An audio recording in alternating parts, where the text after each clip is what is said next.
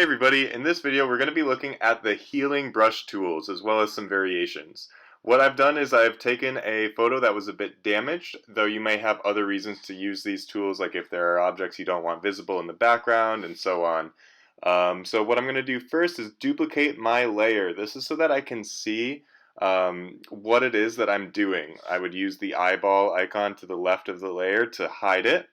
So I'm just duplicating it, naming it edited layer so I can keep track of that, making sure it is not locked, and then we're going to be good to go. Now I've selected the healing brush tool and I'm going in. Notice if I have the hardness all the way up versus down, how those lines differ from each other. So I'm just letting the spot healing brush tool take care of most of the problems here. And you can see some crazy stuff happens. Sometimes it'll try to pull in things from the background or around it. If that's happening to you, I tried a couple of times to make the brush a little bit smaller, and it seemed to work okay for me. But some of them around the edges in particular and in the face, it's just not going to work out for us.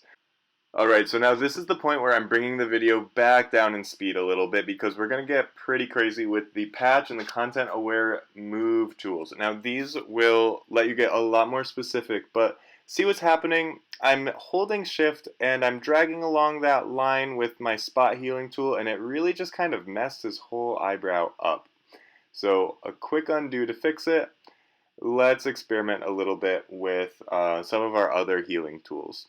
So what I've done, I went ahead and I clicked on the healing brush tool. Now this is not to be confused with the spot healing tool.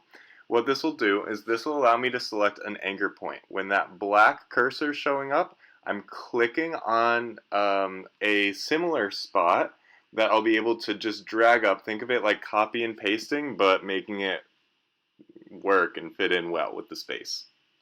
So you can always do this. This is like the not automatic version where the spot healing tool will just want to bring in whatever is around it, right? And if the outside's around it, as it is for these cracks, that's why it was really struggling. So I can kind of override it by using the healing tool, not the spot healing tool. In this sense, I'm going over the eye with the patch tool. Now what the patch tool will do, I'm dragging up to the hair and it'll basically paste whatever I drag it to. This is helpful because sometimes you're going to have just such a weird shape like the eyebrow itself that's really hard to paint.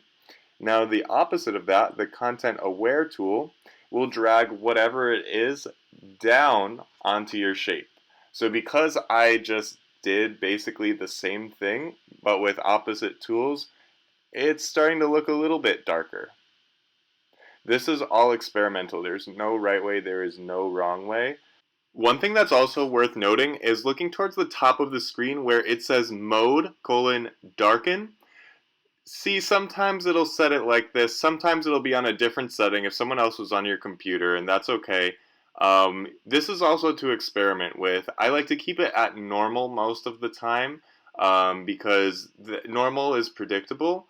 And some of the other settings will they'll kind of go crazy on you, right? If you're trying to lighten something up, like I was in a little bit of the ear, it wouldn't let me before. So I just keep going back and forth. I'm using the content aware and the patch, both of those as well. I'm even blending them a little bit and adjusting my hardness when it seemed like it was getting way too soft, way too blurry and ghosty in my ear there. So just finishing up by more and more passes around. Eventually, I'm feeling like a plastic surgeon on this ear right now. I'm going and I'm just refining the edge. I'm using a little bit of sharpness against that between the background, especially to start to illustrate that curve better. And I'm just trying to fill in that darkness. Look at that, the eye worked for that. So I found another dark spot on the face and I went ahead, I'm just blending that in now because the hair was just not working out for me so well. Now as you'll notice, I get these two dialog boxes popping up because I thought that I was in the healing brush tool and I was in fact in the spot healing brush tool, which The differences, they're big. Don't discount them. You will sometimes need to use one, you will sometimes need to use the other if you're trying to drag pixels from across the face versus rather just from inside the face. It's different. They're different, I promise. Alright, I'm going in on the eyebrow now. The eyebrow is just tricky because we have the dark hair and the light skin, and it's not super defined, so we're trying to navigate it. I'm using quite a few different tools, right? The patch tool, where you are dragging and it will put whatever you drag your patch into, it'll put those pixels inside your lasso. And the content aware tool, where you drag that over something and then it'll override that. It is worth noting the differences between them, and they are both new features, and they seem to be working quite well in some instances, not so well in the others. So it is just a balancing act, figuring out what you're comfortable with. And in that instance there, when I took the patch and I used the hair from his head, I thought it would be really dark and that it would make a dark eyebrow, but it really did nothing. So I'm just going to fast forward this a little bit while I go in on this eyebrow, then we'll talk.